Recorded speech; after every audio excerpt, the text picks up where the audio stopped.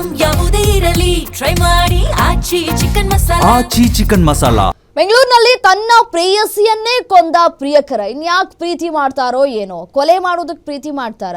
ಪ್ರೀತಿ ಅನ್ನುವಂತಹ ಹೆಸರನ್ನ ಹೇಗೆ ಬೇಕೋ ಹಾಗೆ ದುರುಪಯೋಗವನ್ನ ಪಡಿಸ್ಕೊಳ್ತಾ ಇದ್ದಾರೆ ಕೆಲ ಪ್ರೀತಿ ಅಂತ ಹೇಳಿ.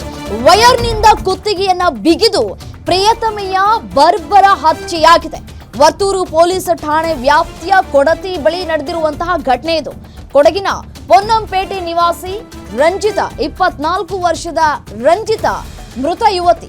ವರ್ತೂರು ಪೊಲೀಸರಿಂದ ಆರೋಪಿ ಅಯ್ಯಪ್ಪನ ಬಂಧನ ಆಗಿದೆ. ಮದುವೆಯಾಗಿ ಹೆಂಡತಿಯನ್ನ ಬಿಟ್ಟಿದ್ದಂತಹ ಆರೋಪಿ ಅಯ್ಯಪ್ಪ ತನ್ನ ಊರಿನ ಪಕ್ಕದ ಯುವತಿ ರಂಜಿತಾಳನ್ನ ಪ್ರೀತಿ ಮಾಡ್ತಾ ಇದ್ದ. ಅಯ್ಯಪ್ಪನನ್ನೇ ಮದುವೆ ಆಗೋದಾಗಿ ಮನೆ ಬಿಟ್ಟು ಕೂಡ ಬಂದಿದ್ಲಂತೆ ರಂಜಿತಾ. ವರ್ತೂರು ಬಳಿಯ ಡ್ರೈ ಫ್ರೂಟ್ಸ್ ಅಂಗಡಿಯಲ್ಲಿ ಕೆಲಸವನ್ನ ಮಾಡ್ತಾ ಇದ್ದಂತಹ ಅಯ್ಯಪ್ಪ ಮೊದಲ ಪತ್ನಿಗೆ ವಿಚ್ಛೇದನ ನೀಡದೆ ರಂಜಿತಾ ಜೊತೆ ವಾಸವಾಗಿದ್ದ. ಮದುವೆ ವಿಚಾರಕ್ಕೆ ರಂಜಿತಾ ಮತ್ತೆ ಅಯ್ಯಪ್ಪ ನಡುವೆ ಜಗಳ ಉಂಟಾಗಿದೆ. ಜಗಳ ವಿಕೋಪಕ್ಕೆ ತಿರುಗಿ ಪ್ರೇಯಸಿಯನ್ನೇ ಕೊಲೆ ಮಾಡಿದ್ದಾನೆ ಅಯ್ಯಪ್ಪ. ವರ್ತೂರು ಪೊಲೀಸ್ ಠಾಣೆಯಲ್ಲಿ ಪ್ರಕರಣ ದಾಖಲಾಗಿದೆ. ಮೊದಲು ಮದುವೆ ಆಗಿರುವಂತಹ ಒಬ್ಬ ಯುವಕನ ಜೊತೆ ಬಂದಿದ್ದು ತಪ್ಪು ಆಯ್ತು, ಸರಿ ಏನೋ ಬಂದಿದ್ದೀನಿ, ಅದನ್ನ ಅಡ್ಜಸ್ಟ್ ಮಾಡ್ಕೊಂಡು ಜೀವನ ಮಾಡ್ಕೊಂಡು ಹೋಗಬೇಕು ಅನ್ನೋದನ್ನ ಇಬ್ರು ಕೂಡ ಅರ್ಚ್ಕೊಳ್ಬೇಕಾಗಿತ್ತು. ಸಣ್ಣ ಪುಟ್ಟ ವಿಚಾರಕ್ಕೆ ಗಲಾಟೆಯಾಗಿ ಆ ಒಂದು ಗಲಾಟೆ ಕೊಲೆಯಲ್ಲಿ ಅಂತ್ಯವಾಗಿದೆ. ಕಟ್ಕೊಂಡು ಹೆಂಡ್ತಿನ ಬಿಟ್ಟು ಈಗ ಇನ್ನೊಂದು ಹುಡುಗಿಯನ್ನ ಪ್ರೀತಿಸಿ ಮದುವೆ ಆಗೋದಕ್ಕೆ ತಯಾರಿ ಮಾಡ್ಕೊಂಡಿದ್ರಂತೆ. ಸೊ ಅದೇ ವಿಚಾರಕ್ಕೆ ಸಂಬಂಧಪಟ್ಟಂತೆ ಇಬ್ಬರ ನಡುವೆ ಗಲಾಟೆಯಾಗಿದೆ. ಗಲಾಟೆ ವಿಕೋಪಕ್ಕೆ ತಿರುಗಿ ಕೊಲೆಯನ್ನ ಮಾಡಿದ್ದಾರೆ. 24 ವರ್ಷದ ರಂಜಿತಾ ಇದೀಗ ಸಾವನ್ನಪ್ಪಿದ್ದಾರೆ. ದೃಶ್ಯಾವಳಿಗಳಲ್ಲಿ ಗಮನಿಸ್ತಾ ಇದ್ದೀರಿ.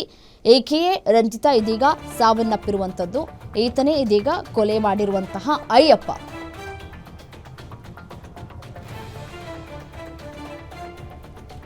ಮೊದಲ ಪತ್ನಿಗೆ ವಿಚ್ಛೇದನ ಕೊಡಬೇಕಾಗಿತ್ತು. ವಿಚ್ಛೇದನ ಕೊಡದೆಯೇ ಈ ರಂಜಿತಾ ಅವರ ಜೊತೆ ಜೀವನವನ್ನ ಮಾಡ್ತಾ ಇದ್ರಂತೆ. ಸೊ ಮೊದಲು ವಿಚ್ಛೇದನ ತೆಗೆದುಕೊಳ್ಳುವಂತಹ ವಿಚಾರಕ್ಕೆ ಸಂಬಂಧಪಟ್ಟಂತೆ ಒಂದಷ್ಟು ಮಾತುಕತೆ ಆಗಿದೆ. ವಿಚ್ಛೇದನ ತೆಗೆದುಕೊಳ್ಳದೆ ಮತ್ತೊಂದು ಮದುವೆ ಆದರೆ ಅದು ಕೂಡ ಅಫೆನ್ಸ್ ಆಗುತ್ತೆ. ಅದು ಕೂಡ ಕೋರ್ಟ್ನಲ್ಲೂ ಕೂಡ ಪ್ರಶ್ನೆಯನ್ನು ಹುಟ್ಟು ಹಾಕುವಂಥದ್ದು ಆಗುತ್ತೆ. ಏಕೆಂದರೆ ಮೊದಲನೇ ಹೆಂಡತಿ ಹೋಗಿ ಬೇಕಾದರೆ ಕಂಪ್ಲೇಂಟ್ ಕೊಡಬಹುದು. ಈ ರೀತಿಯಾಗಿ ಏನು ಲಿವಿಂಗ್ ರಿಲೇಷನ್ಶಿಪ್ಪಲ್ಲೆಲ್ಲ ಇದ್ಕೊಂಡ್ರೆ ಯಾವ ಕೋರ್ಟು ಕೂಡ ಕೇಳಲ್ಲ. ಯಾಕಂತಂದರೆ ಈಗಾಗಲೇ ಸುಪ್ರೀಂ ಕೋರ್ಟ್ ಅದನ್ನು ಹೊರಡಿಸ್ಬಿಟ್ಟಿದೆ. ಸೊ ಹಾಗಾಗಿ ಇದೊಂದು ವಿಚಾರ ಏನಿದೆಯಲ್ಲ, ಕೆಲವರಿಗೆ ಪ್ಲಸ್ ಪಾಯಿಂಟು, ಕೆಲವರಿಗೆ ಮೈನಸ್ ಪಾಯಿಂಟ್ ಆಗಿಬಿಟ್ಟಿದೆ ಈ ಒಂದು ವಿಚಾರ. ಸೊ ಮದುವೆ ಆಗೋದಂತೆ, ಮತ್ತೊಬ್ಬಳನ್ನ ಏನು ಅವಳ ಜೊತೆ ಜೀವನ ನಡೆಸೋದಂತೆ, ಅವ್ರೇನಾದರೂ ಸ್ವಲ್ಪ ಕಿರಿಕಿರಿ ಮಾಡಿದ್ರೆ ಅವಳನ್ನೇ ಕೊಲೆ ಮಾಡೋದಂತೆ.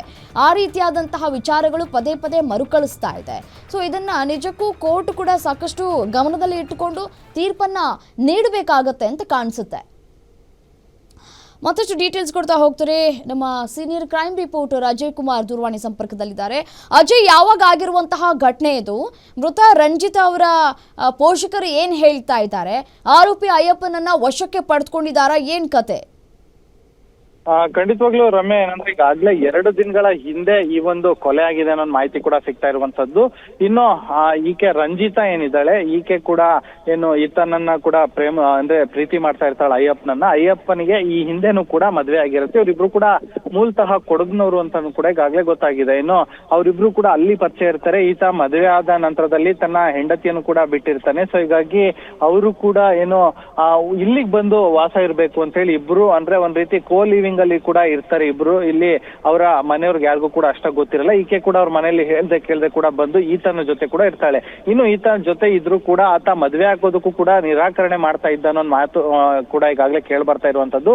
ಆ ಒಂದು ವಿಚಾರವಾಗಿ ಇವ್ರು ಪರಸ್ಪರ ಸಾಕಷ್ಟು ಬಾರಿ ಜಗಳ ಕೂಡ ಆಗಿದೆ ಇವರಿಬ್ರು ಮಧ್ಯ, ರಂಜಿತಾ ಮತ್ತೆ ಅಯ್ಯಪ್ಪನ ಜೊತೆಯಲ್ಲಿ. ಮತ್ತೆ ಇಲ್ಲೂ ಕೂಡ ಒಂದು ಖಾಸಗಿ ಕಂಪ್ನಿಲೂ ಕೂಡ ಆತ ಕೆಲಸಕ್ಕೆ ಹೋಗ್ತಿದ್ದಾನೆ ಅನ್ನೋ ಮಾಹಿತಿ ಕೂಡ ಸಿಕ್ಕಿರುವಂತದ್ದು. ಮೊನ್ನೆ ಆ ಒಂದು ಜಗಳ ಏನಿದೆ ಅದು ತಾರಕಕ್ಕೇರಿ, ಆನಂತರ ಮನೆಯಲ್ಲೇ ಇದ್ದಂತಹ ಒಂದು ವೈರ್ ಏನಿದೆ ಅದನ್ನ ರಂಜಿತಾಳ ಏನು ಕುತ್ತಿಗೆಗೆ ಬಿಗಿದು ಆತ ಏನು ಕೊಲೆ ಮಾಡಿದ್ದಾನೆ ಅನ್ನೋ ಮಾಹಿತಿ ಕೂಡ ಸಿಕ್ಕಿರುವಂತದ್ದು. ಈಗಾಗಲೇ ಈ ಒಂದು ಕೇಸ್ನ ಮತ್ತೆ ಕೊಲೆ ಪ್ರಕರಣಕ್ಕೆ ವಿಚಾರವಾಗಿ ಈಗಾಗಲೇ ಆತನನ್ನು ಕೂಡ ಅಯ್ಯಪ್ಪ ಏನಿದ್ದಾನೆ ಆತನನ್ನು ಕೂಡ ಈಗಾಗಲೇ ವರ್ತೂರು ಪೊಲೀಸರು ಕೂಡ ಈಗಾಗಲೇ ಅರೆಸ್ಟ್ ಮಾಡ್ಕೊಂಡಿದ್ದಾರೆ. ಇನ್ನು ಮೊದಲನೇ ಪತ್ನಿ ಏನಿದ್ದಾರೆ ಆಕೆಗೆ ಡಿವೋರ್ಸ್ ಕೊಡ್ದಲೇ ಈಕೆಯ ಜೊತೆ ಕೂಡ ಏನೋ ಸಂಬಂಧವನ್ನ ಇಟ್ಕೊಂಡಿದ್ದಾನ ಅನ್ನೋ ಮಾಹಿತಿ ಕೂಡ ಈಗಾಗಲೇ ಸಿಕ್ಕಿರುವಂತದ್ದು. ಸೊ ಹೀಗಾಗಿ ಪೊಲೀಸರು ಈಗಾಗಲೇ ಏನು ಇಲ್ಲಿ ಮರಣೋತ್ತರ ಪರೀಕ್ಷೆಯನ್ನು ಮುಗಿಸಿ ಈಗಾಗಲೇ ರಂಜಿತಾ ಮೃತದೇಹ ಏನಿದೆ ಅದನ್ನ ಅವರ ಏನು ಸ್ವಂತ ಊರಿಗೂ ಕೂಡ ಈಗಾಗಲೇ ಕಳ್ಸಿಕೊಟ್ಟಿದ್ದಾರೆ ಅನ್ನೋ ಮಾಹಿತಿ ಸಿಗ್ತಾ ಇರುವಂತದ್ದು. ಸದ್ಯಕ್ಕೆ ಈಗಾಗಲೇ ಅಯ್ಯಪ್ಪನನ್ನು ಕೂಡ ವಶಕ್ಕೆ ಪಡ್ಕೊಂಡು ಹೆಚ್ಚಿನ ವಿಚಾರಣೆಯನ್ನು ಕೂಡ ಈಗಾಗಲೇ ಆ ಪ್ರಕರಣವನ್ನ ದಾಖಲು ಮಾಡಿಕೊಂಡು ಪೊಲೀಸರು ನಡೆಸ್ತಿದ್ದಾರೆ ಅನ್ನೋ ಮಾಹಿತಿ ಕೂಡ ಸಿಗ್ತಾ ಇರುವಂತದ್ದು. Ramya, right, thank you ಡೀಟೇಲ್ಸ್ಗೆ.